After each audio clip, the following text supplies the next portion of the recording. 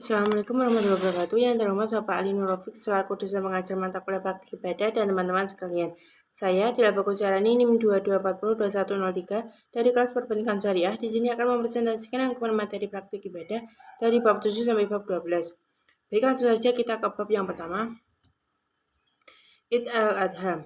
Pengertian id diambil dari kata al-aud, yaitu bermakna kembali dan berulang, karena memang id selalu terulang-ulang setiap tahunnya. Menurut istilah, definisi id tidak keluar dari definisi secara bahasanya, yaitu kembali terulang. Hari id ini ada dua hari. Yang pertama, id fitri setelah bulan Ramadan, yaitu awal bulan Syawal, dan yang kedua hari Id Adha, yaitu tanggal 10 Zulhijjah atau hari raya Id Adha. Pelaksanaan sholat Id Adha lebih disegerakan melaksanakannya ketika matahari terbit. Selanjutnya, sunnah-sunnah sebelum pelaksanaan sholat Id Adha. Yang pertama, tidak makan sebelum sholat Id Adha.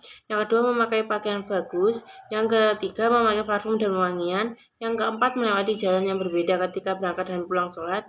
Yang kelima, memperbanyak takbir ketika keluar dari rumah menuju tempat sholat Id. Selanjutnya, berikut ini tata cara pelaksanaan sholat Id Adha. Yang pertama, membaca niat. Usolli sunatan li idul adha rakaataini makmuman lillahi ta'ala. Aku berniat sholat Idul Adha 2 rakaat sebagai makmum karena Allah Subhanahu wa taala. Yang selanjutnya, takbiratul ihram, membaca doa iftitah, membaca takbir sebanyak 7 kali pada rakaat pertama, dan setiap selesai takbir disunahkan membaca zikir. Setelah 7 kali takbir, maka kemudian membaca Al-Fatihah, membaca surat Al-Quran yang disukai, namun dianjurkan untuk membaca surat Al-A'la, kemudian melakukan rukuk seperti sholat biasanya, hingga bangkit kembali untuk rakaat kedua. Selanjutnya, pada rakaat kedua, takbir dilakukan sebanyak 5 kali, dan pada setiap selesai takbir disunahkan membaca seperti saat rakaat pertama. Kemudian, membaca surat Al-Fatihah, membaca surat Al-Quran yang disukai, namun dianjurkan untuk membaca surat Al-Ghasyiyah. Dilanjutkan dengan gerakan sholat seperti biasa hingga salam di rakaat kedua. Sholat ini dikerjakan 2 rakaat dan dilakukan sebanyak sholat-sholat yang lainnya, sebagaimana sholat-sholat yang lainnya. Jadi kita lanjut ke bab yang selanjutnya, penyembelihan hewan kurban dan akikah. Pengertian kurban. Kurban menurut bahasa berasal dari kata khoroba, berarti dekat. Sedang menurut syariat, kurban berarti hewan yang disembelih dengan niat beribadah untuk mendekatkan diri kepada Allah Subhanahu wa taala. Dengan syarat-syarat dan waktu tertentu disebut juga udhiyah. Dalam bahasa Arab, kurban disebut dengan udhiyah, yaitu menyembelih hewan-hewan ternak sebagai pendekatan diri kepada Allah Subhanahu wa taala pada hari-hari tertentu dengan syarat-syarat khusus. Ada yang mengatakan dinamakan udhiyah karena kurban itu afdolnya disembelih pada waktu duha, yaitu ketika matahari telah naik. Selanjutnya, hukum berkurban.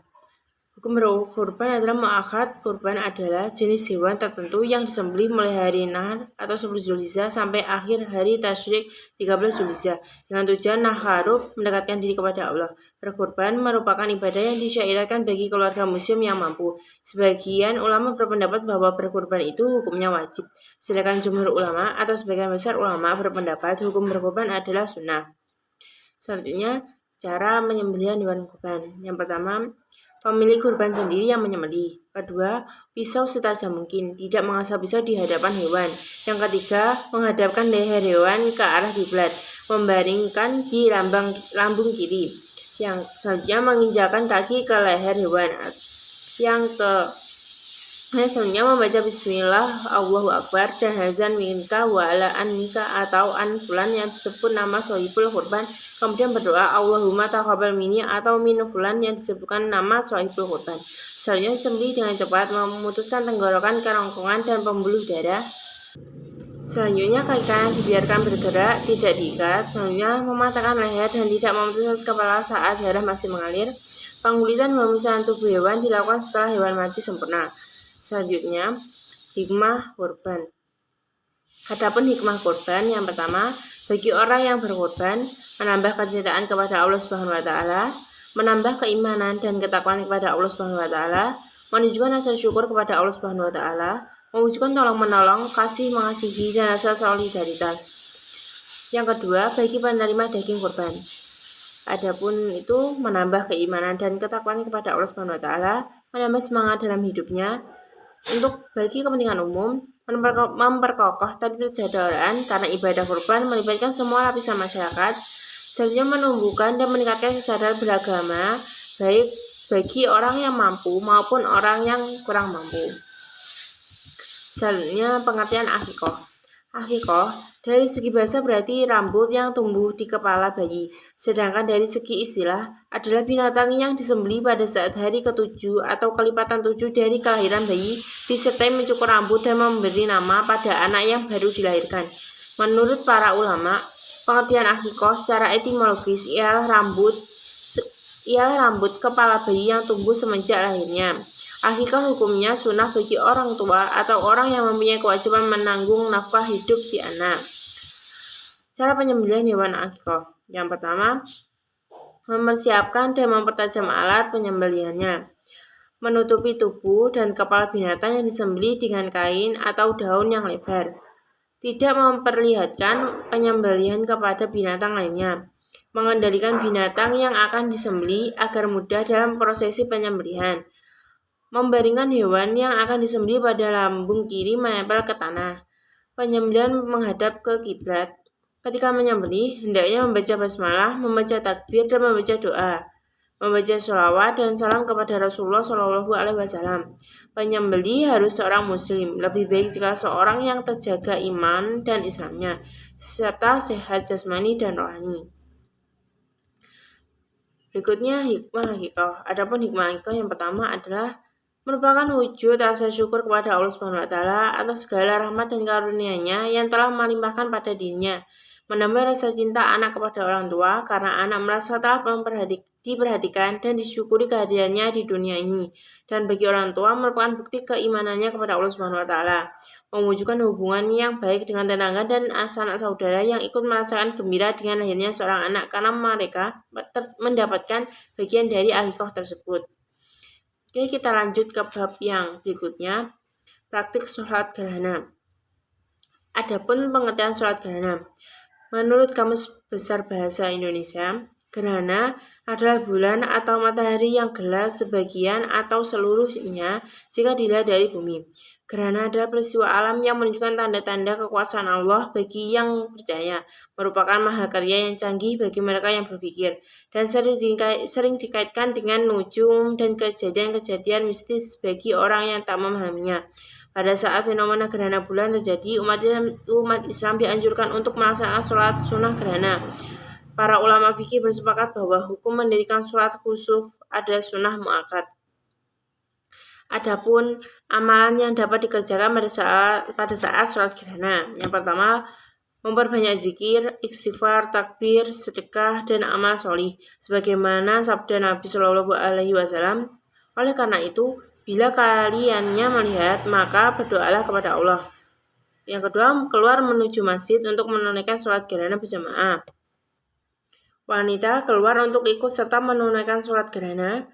Selanjutnya, sholat gerhana tanpa azan dan iqamah, khutbah setelah sholat, sebagaimana disebutkan dalam hadis Aisyah radhiyallahu an berkata, sesungguhnya Nabi SAW tatkala selesai sholat.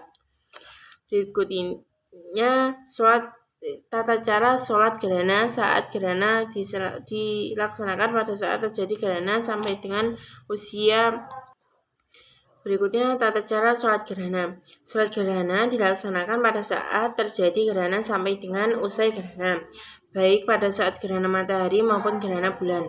Pada gerhana total atau gerhana sebagian, orang yang dapat mengerjakan sholat gerhana adalah mereka yang mengalami gerhana dan berada di kawasan yang dilintasi gerhana.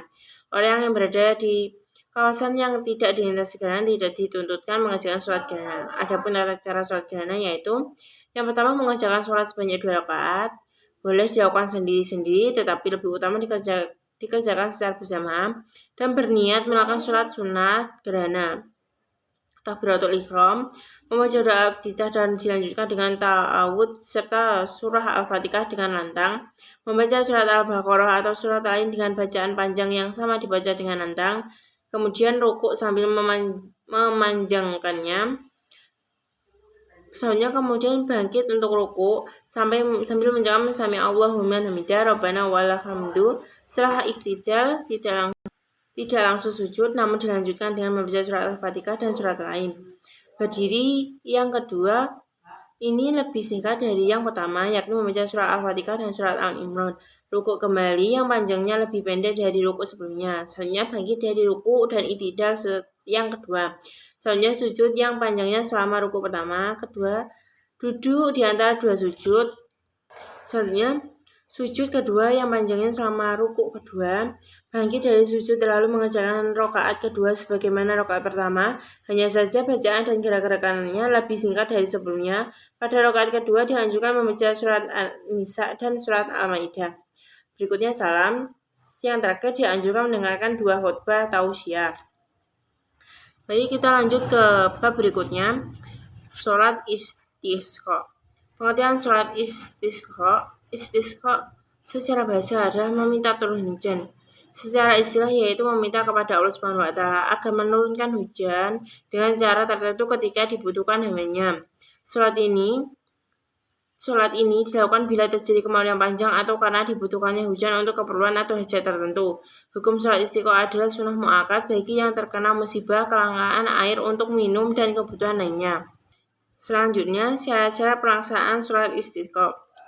Yang pertama, 3 hari sebelum pelaksanaan sholat istisqa, seorang ulama atau imam menyerukan kepada kaumnya untuk berpuasa selama 3 hari lamanya dan menganjurkan beramal baik seperti sedekah, taubat dari dosa, berdamai dengan setiap lawan dan melepaskan diri dari kezaliman.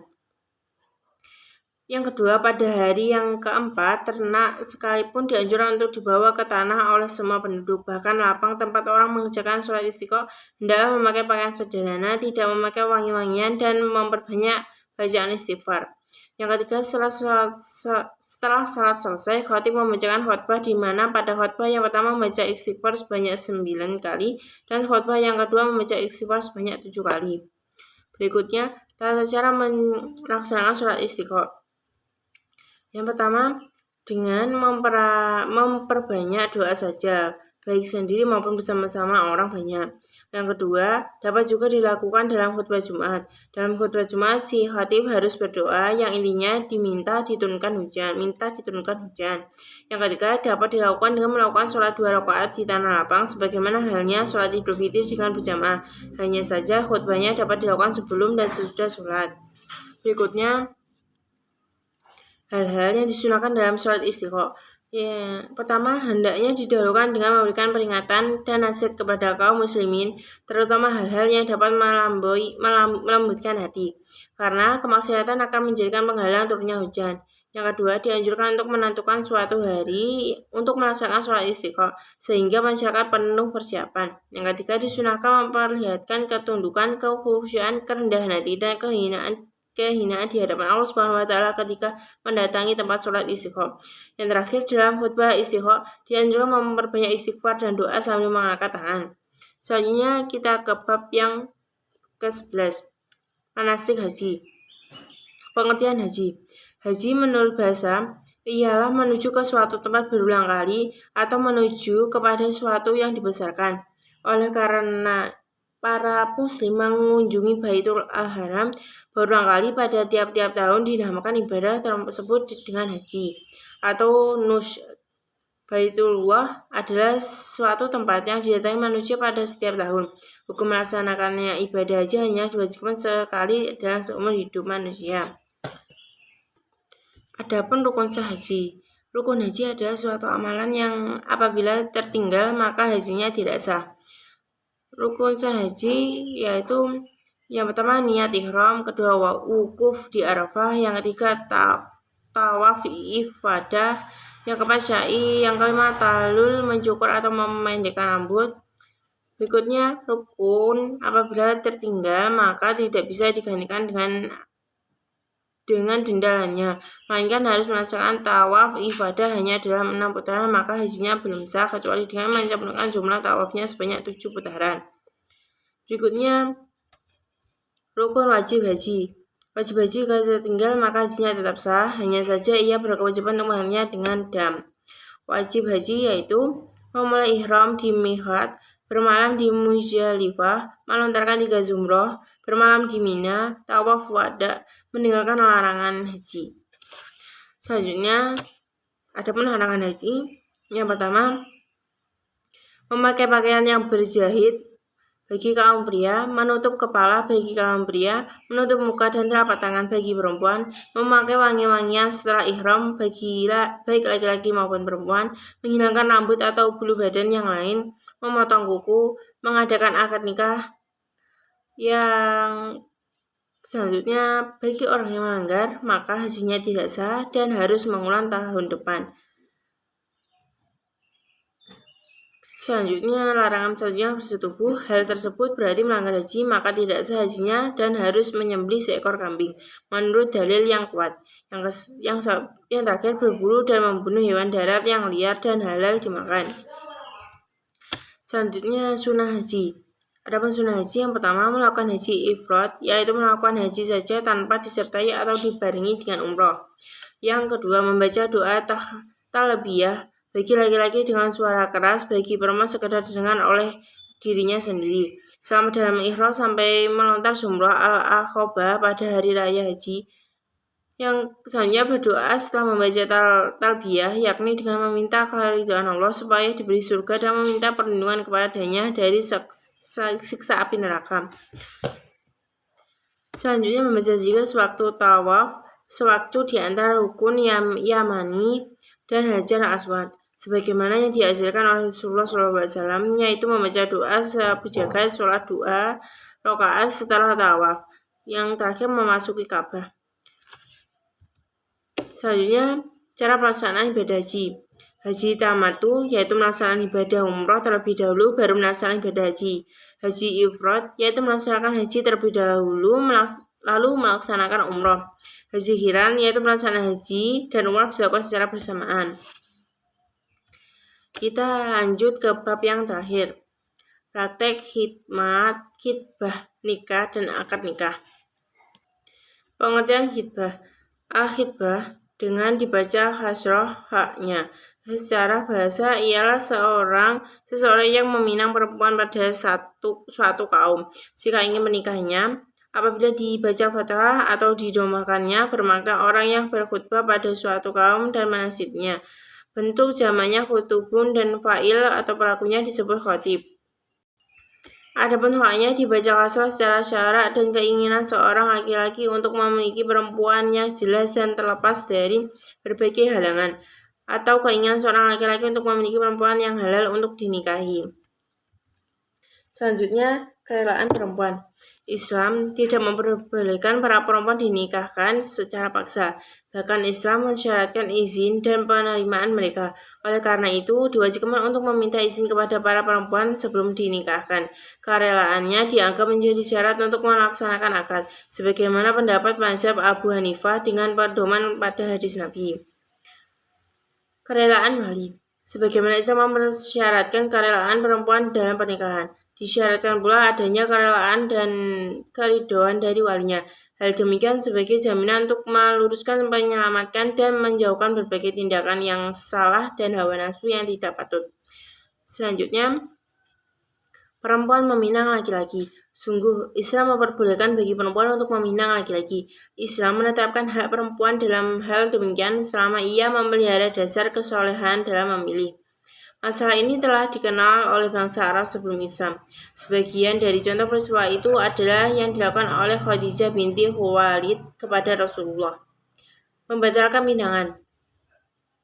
Jika salah seorang peminang dan yang dipinang membatalkan pinangan setelah pemberitahuannya, dan jika peminang telah memberikan seluruh mahar atau sebagian, maka haruslah dikembalikan menurut kesepakatan ulama fikih. Karena peminang seperti akad yang belum sempurna. Adapun jika yang diberikan merupakan hadiah, maka baginya berlaku hukum hadiah baginya untuk mengembalikan jika tidak ada penghalang yang mencegah pengembalian dalam pemberian itu, seperti kerusakan dan hilangnya barang yang diberikan tersebut. Selanjutnya, pengertian akad pernikahan. Termasuk dari hakikat atas seorang muslim bahwa pernikahan merupakan ikatan yang kokoh, mengikatkan hati dan melembutkannya, mencampurkan nasab, menumbuhkan hubungan kemasyarakatan, menjadikan kemaslahatan, sehingga manusia dapat menjaga hubungan antar individu dan golongan. Dengan demikian, menjadi luas hubungan kemasyarakatan. Sungguh Allah telah menjadikan hubungan semenda, hubungan kekeluargaan karena perkawinan, menjadi dasar nasab. Adapun rukun akad pernikahan adalah yang pertama 2 orang yang berakad, yang kedua yang diakadkan keduanya, yang ketiga sifat ijab dan qabul.